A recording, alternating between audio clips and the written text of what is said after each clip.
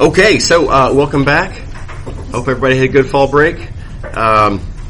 So here's where we were last time. We were talking about this thing called moment of inertia, and there's a formula for it here. Why is moment of inertia something that's interesting? Well, from a physics standpoint, context. From a physics standpoint, if you look at this formula for kinetic energy and notice that this kinetic energy formula depends on the velocity, that's linear velocity. If you ask yourself, I would like to be able to have a different formula for kinetic energy that's from an angular perspective. I want to think in terms of something that's rotating around an axis with an angular velocity, namely angle per unit time, not distance per unit time. Right? What would be the corresponding formula for kinetic energy? And, here it is. Kinetic energy turns out to be this. There's one way to write it anyway. And then you notice that the 1/2 is just like the formula for linear kinetic energy. There's a v squared, turns into omega squared. In other words, if you use angular velocity instead of linear velocity, the formula takes on a highly analogous structure. And in this analogy, the player that plays the role of mass is this formula. It's this thing. Integral r squared dm. So that's the punchline. This is why we care about moment of inertia from a physics standpoint. It's the thing that plays the role of mass if you're taking an angular point of view on kinetic energy. So that's a little physics backstory. Now, why do we care about that in a class on multivariable calculus, aside from the fact that, one of the things that we do in a class on multivariable calculus is show you some applications, right? So this is one of them. But the big idea here, my main interest in this, is the fact that we could derive this object by making a Riemann sum argument. Now you'll notice I'm using integral shorthand here, but the big idea is we want to compute something, kinetic energy. Okay, break it up into a bunch of little pieces. Understand kinetic energy on the small scale, each little piece, right? And then that gives you an expression for the total kinetic energy. And everything else is just sort of tweaking it for our context and making it, look a way that looks nice. But ultimately, this is a Riemann sum argument. Okay. All right. So now, just a heads up, in computing moment of inertia, there is the little matter of this R. What is R? Let's come up here to our picture. Notice that R in the picture is, it's the distance from whatever little piece of mass that you're interested in, considering at a given point, the distance from that to the axis of rotation. So just keep that in mind. R in this formula, when you memorize integral r squared dm, as moment of inertia. That r means distance to the axis of rotation. It does not always mean polar r. Right. So here's some examples. Now, if you are rotating around the z-axis, and if the mass that you're interested in is, let's say, in the xy plane, something like that, then chop that up into little pieces. Each little piece of mass that you're looking at, what is the distance from a location in the xy plane to the z-axis? Well, yeah, in that case, it happens to be polar r, square root of x squared plus y squared. Yeah, nice, fine. Sometimes, right? But notice, that's not always the case. What if, instead, again, a piece of mass, a sheet of mass, that's sitting in, still in the xy plane, but now you're rotating around the x-axis, right? You could be rotating around the x-axis. Nothing magic about the z-axis. And if that's the case, what is the distance from a little bitty piece of mass to the axis of rotation? Well, it's not the distance to the origin. It just isn't. Look at the picture. Right? The perpendicular distance to that line is just, it's the absolute value of y. It's not square root of x squared plus y squared. So heads up. Right? Keep that in mind. When you're doing these calculations of moment of inertia, you've got to draw the picture. You've got to identify visually where is your axis, what is that distance, and interpret accordingly. Okay, so a couple other examples. Notice that if you're going around the y-axis, that distance is the absolute value of x. Notice that if you're going around some other random line, this is an interesting one. What if you were going around the line x equals a? It's not an axis at all. Right? Well, the formula gets a little weird. It's kind of depends on which side of the line you're on in a way. Right? And so if you're over here, then it's x minus a, but if you're over here, then it's a minus x. Right? And notice, though, in both cases, either way, it's the absolute value of x minus a. Okay. All right. Okay, so quick for example. Suppose you want to compute the moment of inertia of this area here. So that's the area between one arc of a sine wave and the x-axis. And I want to compute its moment of inertia around the x-axis. So there's my axis of rotation. All right, we have a mass. We have a rotation axis. How would I compute the moment of inertia? Reminder, why would I care about moment of inertia? Well, maybe I'm interested in the kinetic energy of this thing. And maybe the angular velocity is going to be changing in some way that I already understand. And I want to write kinetic energy in terms of angular velocity. Moment of inertia is the thing that you need to then turn that into an understanding of kinetic energy. Okay, so chopping it up into little pieces, looking at each little piece of mass. What is the distance from that little piece of mass to the axis that I'm rotating around? Don't forget x-axis. Well, that distance is y. So, in our PAT formula for moment of inertia, integral r squared dm, and again, make sure to memorize this formula. Moment of inertia is integral r squared dm. R is y. And then everything else is a matter of just doing the integral. And, of course, we've done lots and lots of practice of how to do integrals. I do want to call your attention to how this particular integral works out. You end up with an integral of sine cubed x. Flashbacks to Calc 2 and all the little weird little tricks of how to do integrals, single variable integrals, right? So make sure you're good at that. I know it's been perhaps several months since you've really been fully honed and sharp and you're at your best on doing integrals. But unavoidably, this kind of stuff doesn't go away. Certainly not in a multivariable calculus class. Single variable calculus comes up quite a bit. So make sure you're good. Right, with all your old techniques. Okay. All right. Yes. I have a bit of a clarification. Like we went from the first integral r squared dm, and then the dm became dA. Oh yeah. Good question. No, right. So how did dm turn into dA? So this kind of like with center of mass. If it is asked to compute the center of mass of a geometric region that doesn't have any actual mass associated to it, right? Then you just assume the density is 1. So likewise here, moment of inertia of a geometric region, just assume the density is 1. And that's what I did. So mass, therefore, is area. It's a great question. Thank you for that. Anybody else? Right. Okay, so next topic. Triple integrals. This is an interesting discussion. So we've got single variable integrals, right? Y'all understand single variable integrals very well, I hope. And then we kind of generalized that idea and talked about double integrals. And there's different ways you can think about it. Right? So now I just want to extend the analogy. I just want to think about triple integrals. Well, how should we think about triple integrals? What's our foot in the door? Right? Now, ultimately the answer is going to be it's a Riemann sum, and I hope that doesn't come as a shock to y'all. Right? I mean, I give a lot of stump speeches about how integrals are Riemann sums. You got to think about integrals from the point of view of Riemann sums. Riemann sums are the connection between applications that most students are most interested in, right? And being able to write it down as algebra, namely as an integral, namely as something that you can compute. Right? So, of course.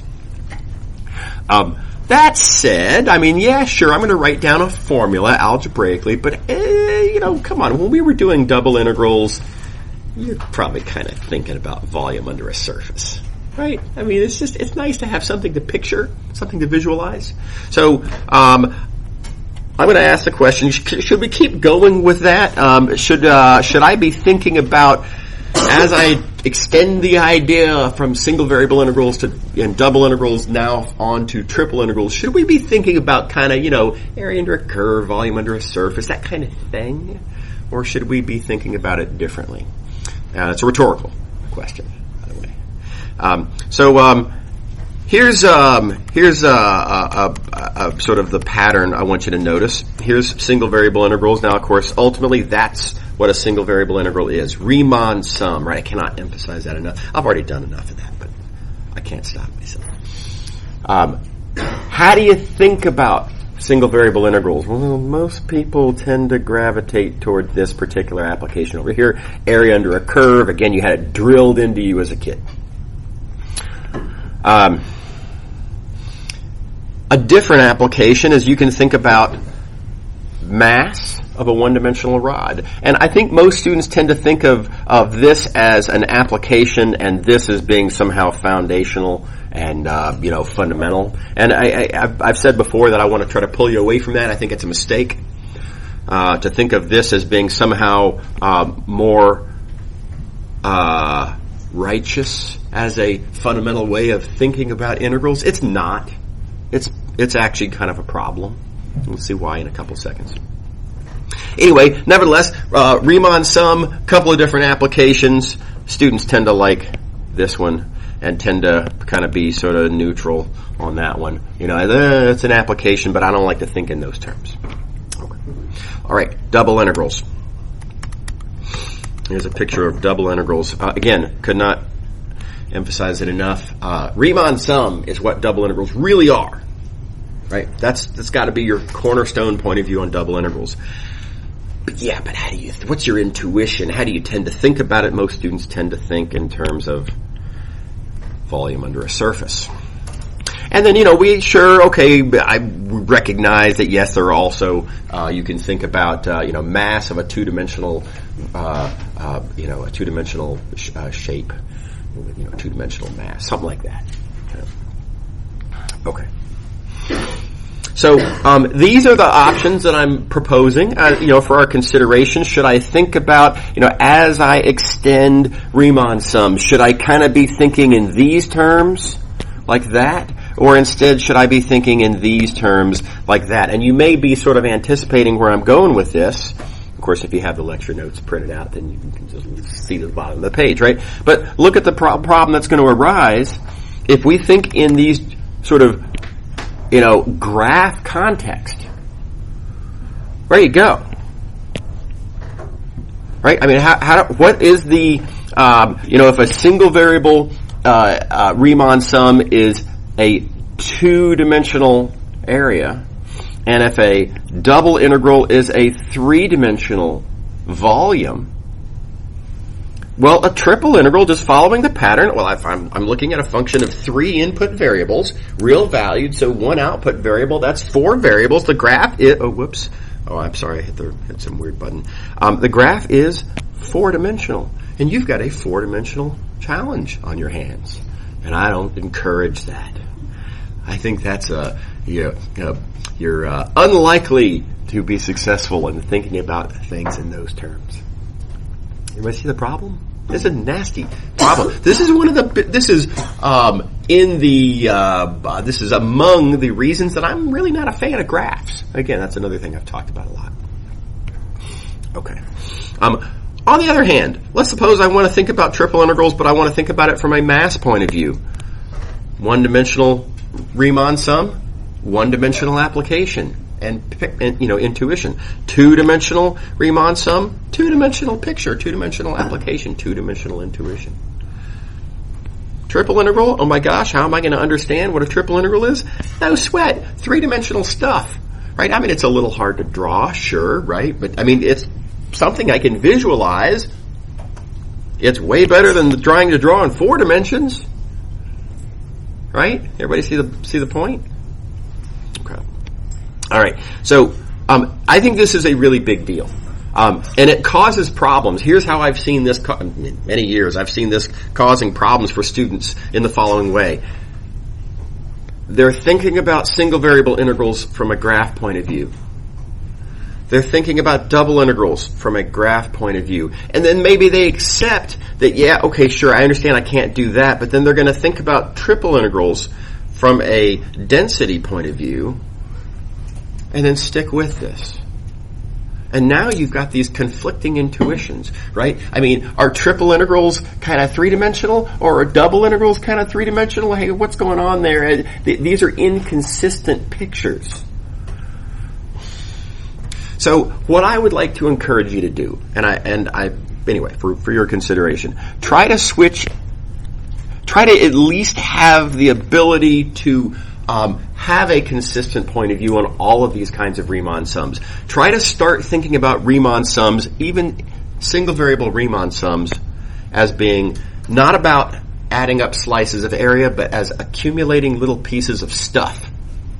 And I think it's a really important point of view. Try to think about two-index Riemann sums, double integral Riemann sums, as accumulating little pieces of stuff over a two-dimensional region.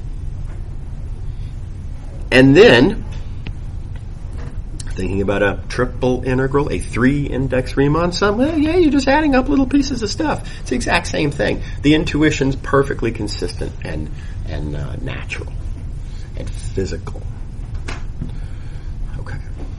So, that said, I recognize, and I'm not asking you to entirely jettison these points of view. I just want you to, don't put them up on a pedestal, please.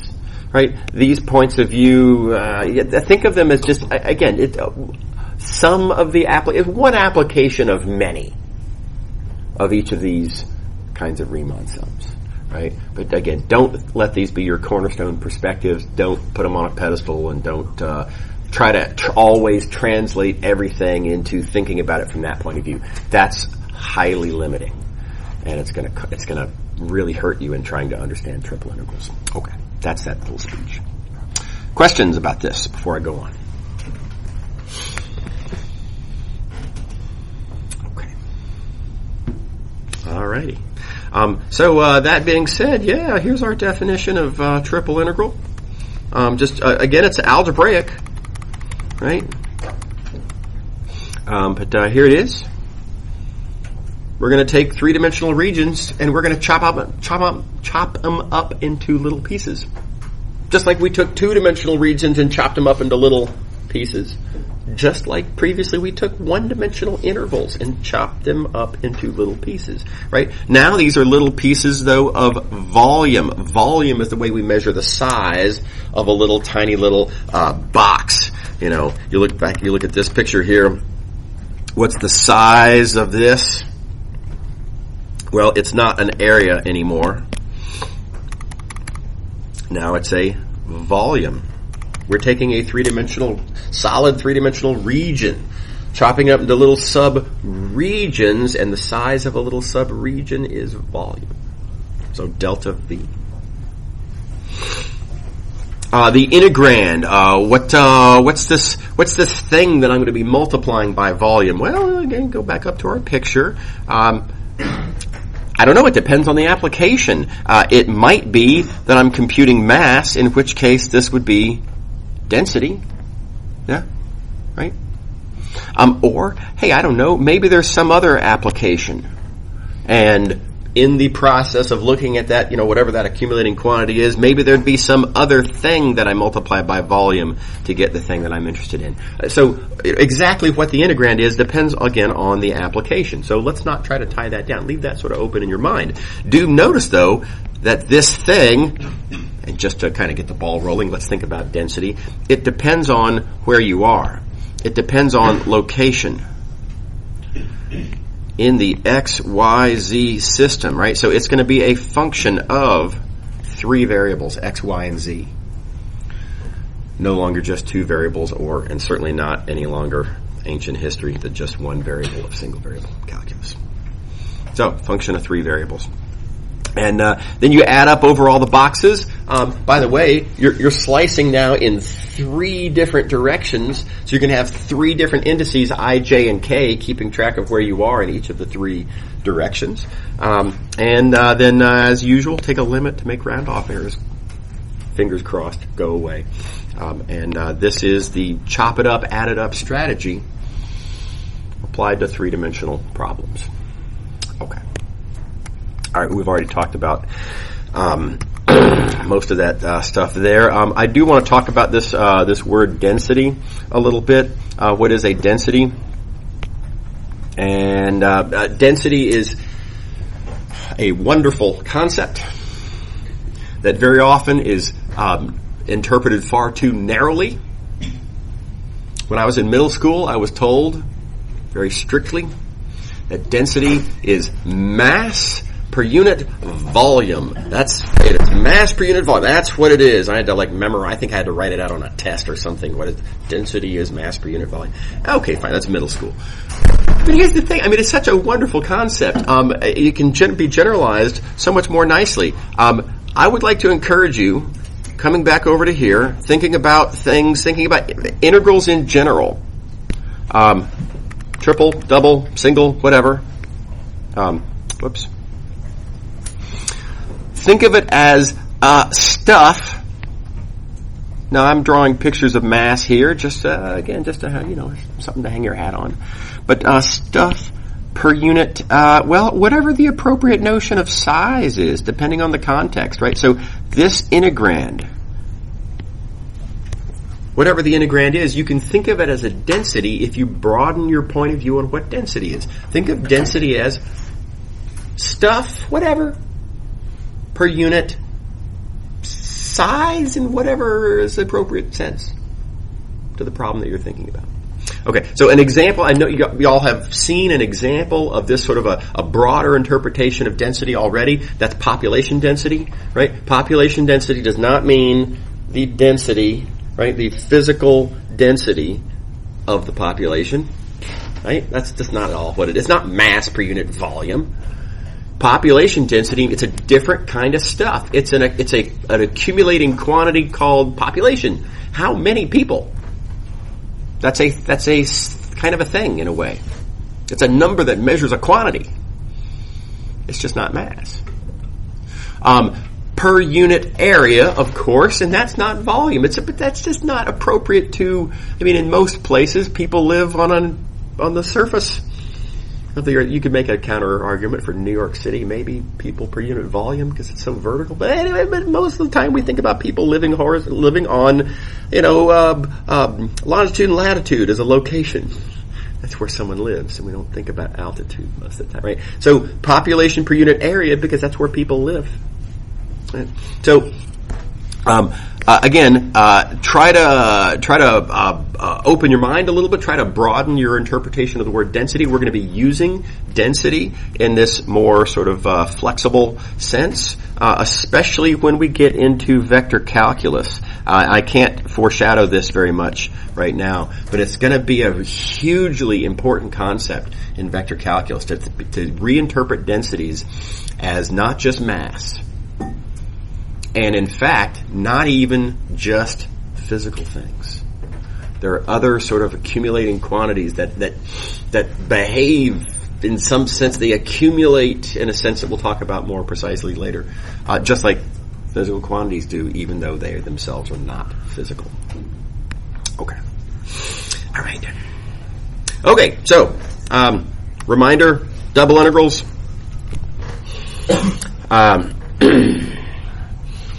Double integrals are computed with iterated integrals. Now, I gave you a geometric point of view on this back in, earlier in this chapter. The geometric point of view is that you could take the double integral, interpret it as a volume, then reconsider the volume question. Think about slicing up the volume, slices of bread. Remember that whole thing. We motivated instead this idea of an iterated integral, the important point of which is not to compute volume, but that iterated integrals allow us to compute double integrals. Okay, I could do that because I could interpret double integrals as a volume under a graph because that was a three-dimensional picture. And I refer you to our earlier point. Excuse me. For double integrals, I can interpret it as a three-dimensional picture and thus make that sort of an argument. But here we are, trying to understand triple integrals. It's a four-dimensional picture. It's absolutely out of the question. And I cannot make such an argument for you. What I'm going to do is just appeal to your let's say, sense of pattern, right? Perhaps your trust in the textbook and me.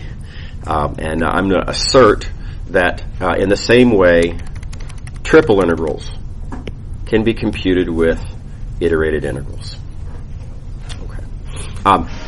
Exactly how does that work? Well, let me just remind you with double integrals, what are the bounds for the x integral? Well, you have to look at the range of values of x over the entire domain.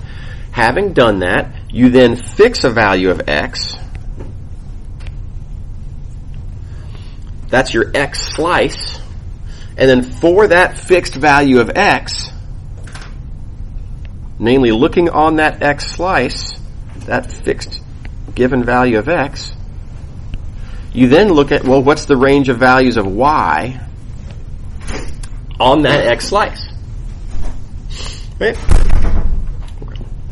So what I want to appeal, again, to your intuition, is that it's really the same thing for triple integrals. So let's look at this particular choice of ordering the differentials. We'll talk about the different ways that you can, well, a bunch of examples are coming. Bunch of examples. The best way to see how this works in practice is to see it with actual examples. We're going to get there. But x bounds, no surprise, it's the range of values of x on the whole domain. Just as before, you then fix a value of x. And for that value of x, as a function of that value of x, you look at the range of values of y on that x slice. Right, not on the whole domain as a whole. We'll get to other slices for different values of x. We're looking one at a time, though, at individual x slices, the range of values of y, only on that x slice. And I claim that you just keep going. Right? So the z integral, whatever is the inside-most integral, we are likewise going to fix a value of y. We're still looking now on that x slice, but now we're going to be looking on specifically the y slice of that x slice. Y now being fixed. X, of course, still being fixed.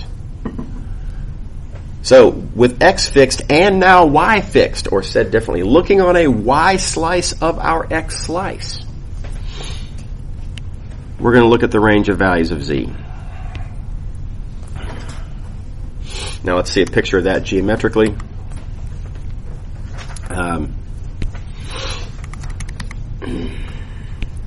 So x has a range of values. Here's my solid, by the way, some random figurative solid. There's my solid. X is going to have a range of values. You determine your x bounds from the solid itself, then you fix a value of x. You focus your attention on just that x slice, in that x cross section, you might say, of your solid. On that x slice, you look for the range of values of y. Well, y is going to go from, it's going to have certain bounds. Those y slices will be slices like that. Right? Made a mess. There we go. You then fix a value of y. Now we're looking at a y slice of our x slice. Everybody see what this looks like geometrically? Fixed an x, having determined the x bounds, you then, having determined the y bounds, fix y also. A fixed x and a fixed y means you're taking a y slice of that previously taken x slice of your solid. And so in this case, you see a y slice of that x slice it's a kind of it's a little line segment floating up in space there. Right? And then what's the range of values of z? Well, on that y slice of the x slice, you need to look, okay, where does z start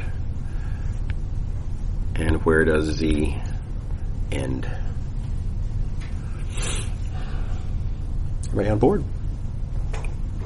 So these are the kind of pictures we're going to be drawing and the many examples that I'm going to show you in the next couple minutes. Okay. All right. You know what? Why am I erasing that? Let me just leave that there. That's pretty good. Okay, a little bit of terminology before we go on. Remember, we have this awkwardness in double integrals. Which one of these is the first? Which one is the second? In the slicing process, that's first. But in the computational process, that's first. And in the how do you write it down, that's first. Right? So first and second it's awkward. It's ambiguous. It depends on your point of view. And so I like to call this one the outside differential or the outside integral, and this the inside differential or inside integral. So we have an analogous problem here, and analogous convention for me, I call that one the outside one, and that one the inside one. And again, if you say first and last, it's I don't know. It's not clear. You could, if you're specific and say the first slice, then yeah, that clearly means outside. But you got to make it. There's potential for possibly being ambiguous.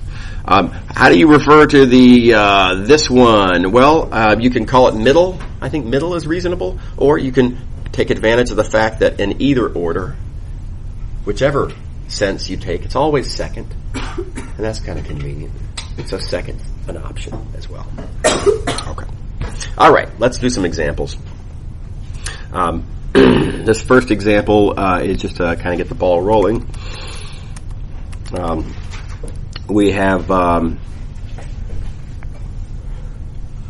domain that's bounded by the 3 coordinate planes, and by that plane x plus y plus z equals 1.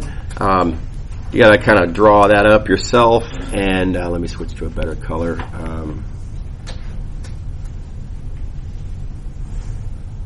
There's your solid. It's a tetrahedron. Yeah.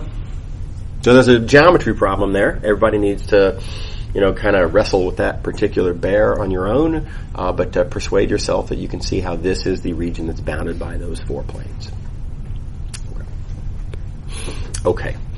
How are we going to slice it up? Well, you have 6 choices, right? On the outside, first slices, you might say, you have 3 different choices, right? 1, 2, 3. So, and then having chosen what's going to be your first slice, your second slice, you have 2 different choices. And so that's 6 different options.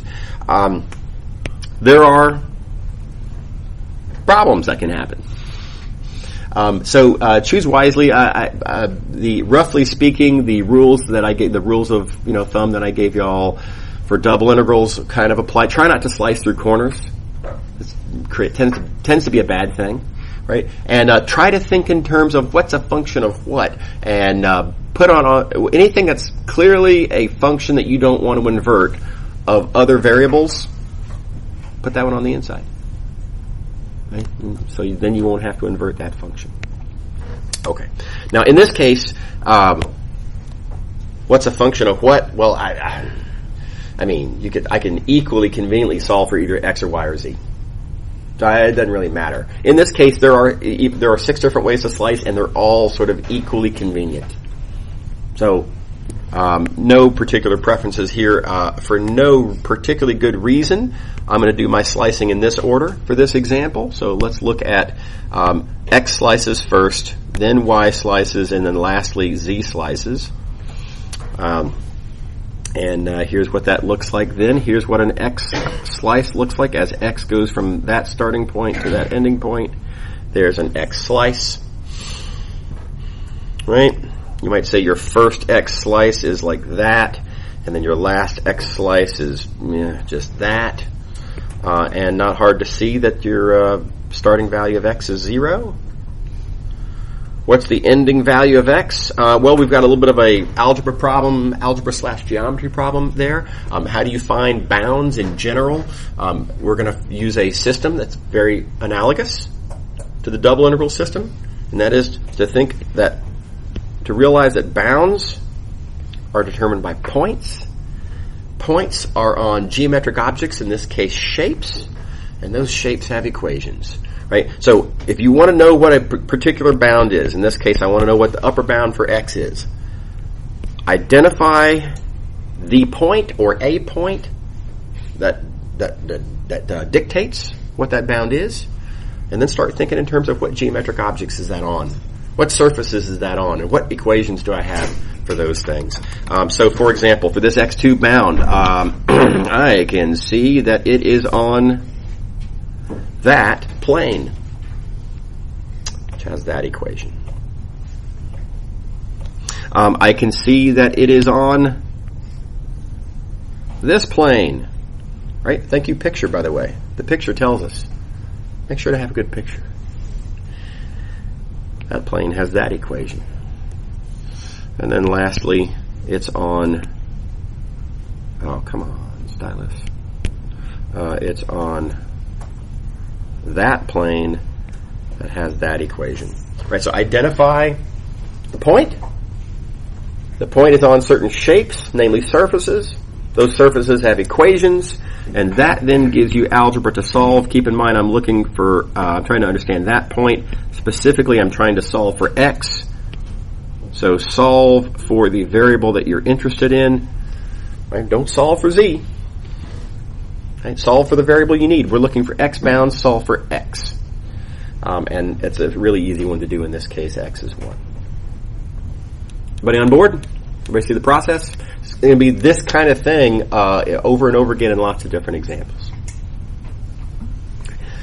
Before I go on, notice how much I'm relying here on the picture. Right? I have to be able to see the picture to be able to see where those x slices end. The picture tells me. Right? The picture tells me which surfaces that point are on, and therefore, what algebra correspondingly I should be looking at and trying to find that x. You've got to have a good picture. So a couple of bits of advice I'll give on that. One is, don't make your picture too small. There's a tendency for students to want to save space on the, save paper, right, and draw a picture that's, smallish. But then keep in mind you're going to be drawing slices of that, and then you're going to be doing slices inside of slices, and you end up with these, pull out a jeweler's loop type drawings that are teensy, weensy, itsy bitsy drawing. They're really, really hard to see. Not only for you to interpret, right, but for the grader to try to make sense out of. But keep in mind, your goal is not to get an answer. Your goal is to communicate effectively to a grader.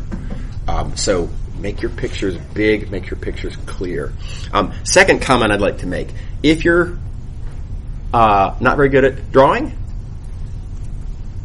time to get good at it. This is unavoidably important. This class is about geometry in a lot of ways. It's unavoidably about geometry, right? So if you say, oh yeah, but I'm not a geometric thinker. Oh, well, look, this is a geometric class, right? So this is something you need to work on, right? And I have a resource to offer. I have very recently recorded 2 recordings on my YouTube channel on drawing. This was a couple of weeks ago, I guess it was. But anyway, there's a limited number of tricks that I know about how to draw three-dimensionally. I think I'm reasonably good at it.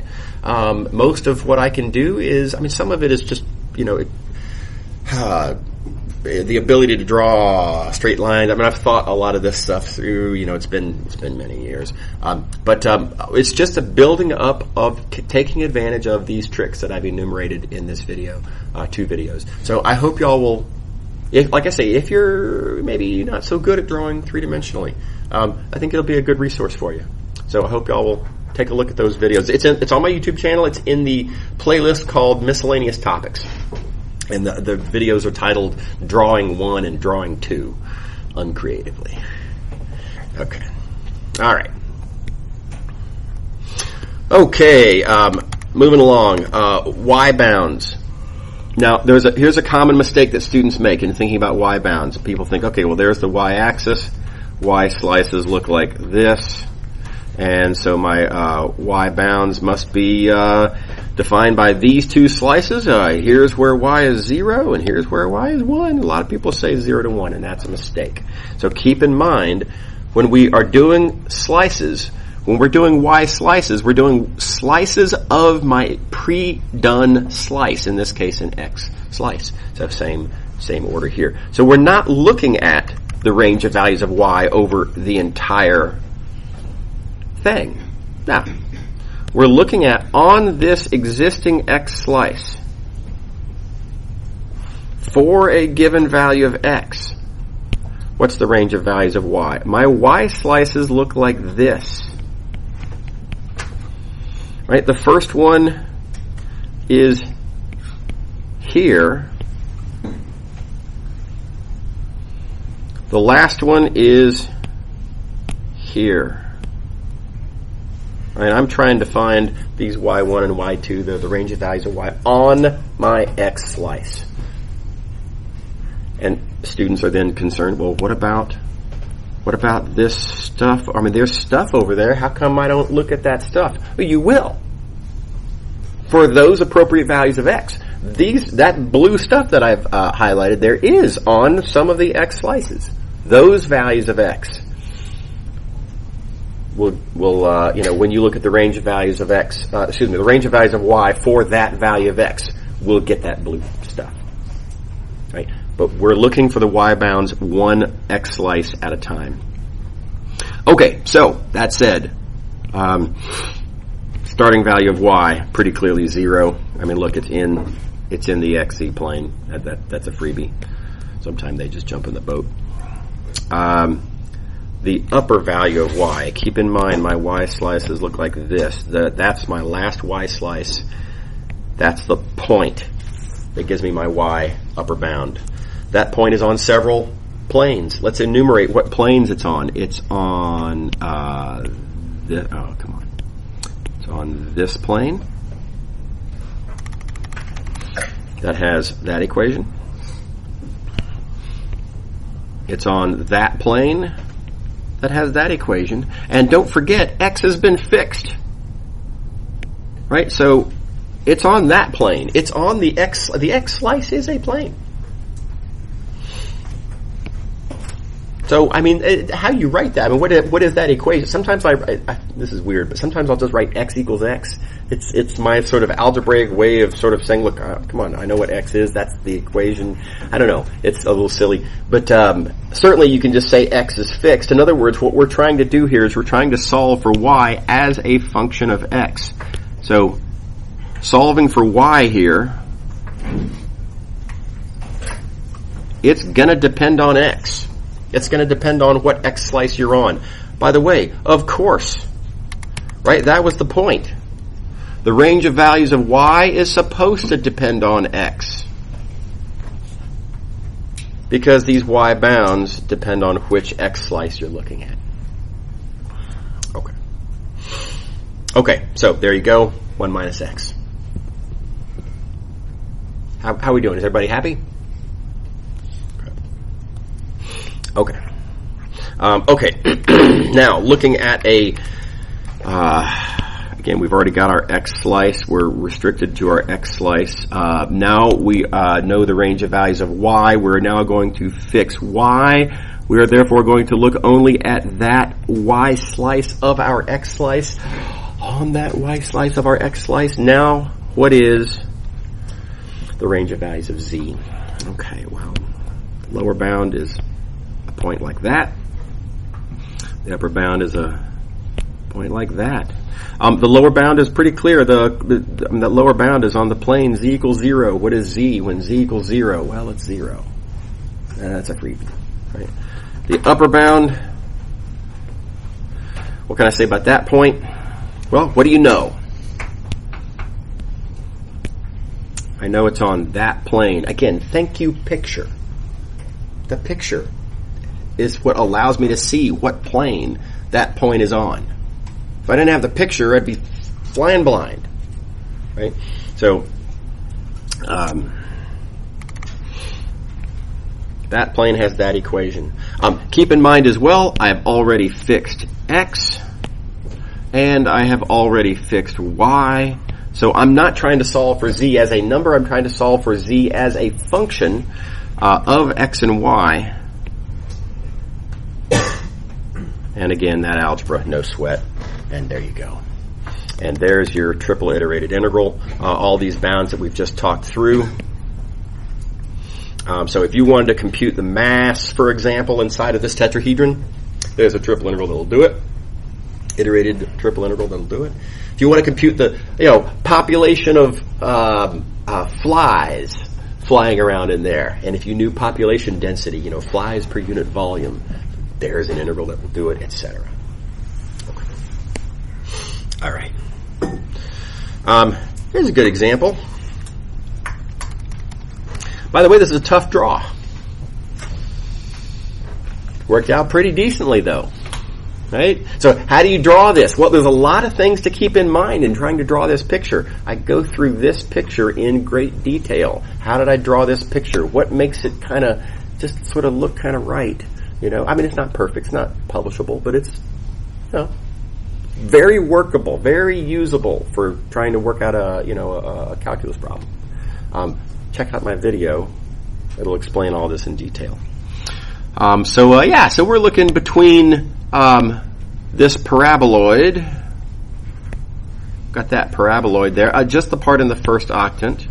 And we're looking for what's in between the paraboloid and the plane z equals 1. And between the paraboloid and the plane z equals 1, I think you can see there's this, whatever you'd call this thing here. There's our solid. And suppose I want to compute its mass. Suppose I want to compute how many mosquitoes are in there. Suppose whatever. Right? I want to do a triple integral. Triple integral as an iterated integral. What's the range of values of my variables? Okay. I now have a preference for which way to slice. It is no longer the case that I kind of slice however you want. I look at this and I think I would very much like to not have to solve for x or y in terms of z, because I don't like square roots. Right? That's just me being lazy, selfish, whatever you want to call it. Right? But I encourage that. So I would like to find myself solving for z as a function of x and y, because that's easy. It's been done for it, and they're nice functions. It's polynomial, no square roots. So, so put z on the inside. Put your dz on the inside. Do your z slicing last, you might say. Okay.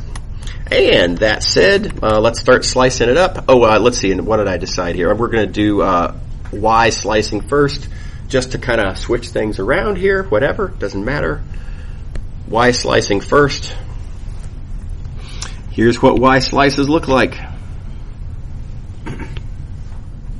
That's a Y slice. That's what you get when you take this solid and you do a slice perpendicular to the Y-axis. The first one is clearly over there. The last one is that point there. Here, Y is clearly 0 on my first slice. On my last slice, what's the value of y there? Well, now we have a geometry / algebra problem. I want to solve for y at that point. Okay, well, so I write down what I know. That point is on that plane with that equation. The picture helpfully notes that it's on that plane with that equation. Again, you got to have a picture. The picture is just essential in being able to figure out what's really going on here. And what else do I know? Well, it's on my paraboloid. It's on my thing there. So that's the algebra I have to work with to try to understand my y upper bound. That bound is determined by that point. That point satisfies these equations. Point is on these surfaces that satisfy those equations. Solve for y. And it's 1. Make sure you can do that algebra, of course. Gosh, excuse me. How are we doing? Is everybody on board? Okay.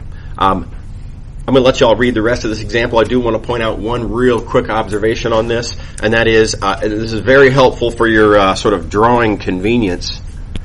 If you're interested in the range of values of x and y, which of course we are, our x and y bounds, we need to know over the solid.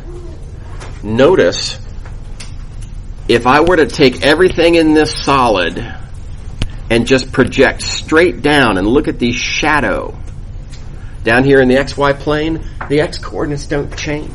The y coordinates don't change. All that happens is I'm losing the z coordinate, but as far as x and y are concerned, nothing happens. So this is a really good trick. Notice that if you want to know the range of values of x and y on a solid, you can just as well look at the range of x and y on its shadow. And this shadow is a lot easier to understand. It's a quarter disk.